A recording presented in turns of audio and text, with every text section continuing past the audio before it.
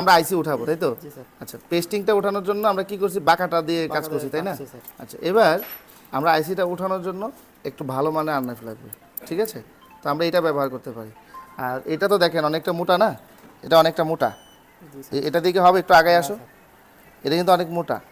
এটা যদি আইসির ভিতরে দিতে চান, মানে আইসিটা উঠাতে চান, তাহলে কম্পোনেন্ট উঠে যেতে পারে এবং লাইনও ছিঁড়ে যেতে পারে। এই জন্য দেখছেন একটু সফট এবং একটু ভালো মানের ব্লেড হলে ভালো হবে, ঠিক আছে? হ্যাঁ, এখানেও একটা আছে নাকি? ওকে, তাহলে আপনি এটাও ব্যবহার করতে পারেন, এটাও ব্যবহার করা যেতে পারে, তাহলে এটা দরকার নেই। ওকে, ঠিক আছে, ওঠান। এবার আইসিটা ওঠানোর জন্য হিট কত রাখবো আমরা?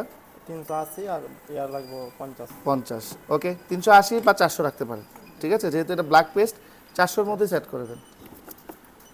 হ্যাঁ, নেন, হাতে নেন।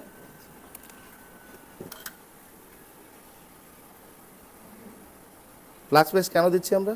নরমের জন্য স্যার, র্যাঙ্কটা যেন নরম হয় আর কম্পোনেন্ট। এটা কিন্তু পেস্টিং এসি, এটা ভিতরে কিন্তু ঢুকবে না, এটা দেওয়া আইসিটাকে সুরক্ষার জন্য, রাইট?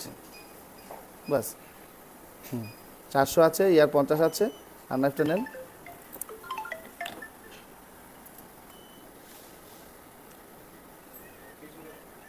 একটু নিচে থেকে ঘুরুন।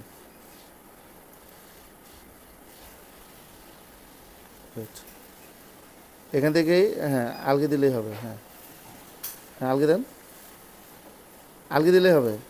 আপনি সিম বেসের নিচে ঢুকে গেছে, মিডল থেকে দেন না। ভয় পাচ্ছেন কেন আপনি আজগুবি? হ্যাঁ হ্যাঁ, জুড়ে পেশা দিলে বল ছিঁড়ে যাবে। গুড, দেখি আসে এখানে ক্যামেরাটা নিয়ে। ঠিক আছে, কোনো বুট ফুলে গেছে? না, বুট ফুলে না। লাইন ছিঁড়ছে? তাহলে আমরা হিটটা কত রাখছি পরে ঠিক ছিল? 400 হিট রাখবো, ইয়ার 50 মন থাকবে। 50-60-এর মধ্যে ইয়ারটা রাখলে একটু দ্রুত গতিতে উঠবে।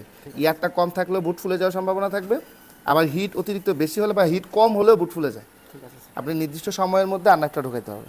কারণ আপনি হিট দিচ্ছেন, আইসে ওঠানোর সময় হয়ে গেছে, কিন্তু আপনি উঠাতে পারছেন না, তখন বুট ফুলে যাবে। ঠিক আছে?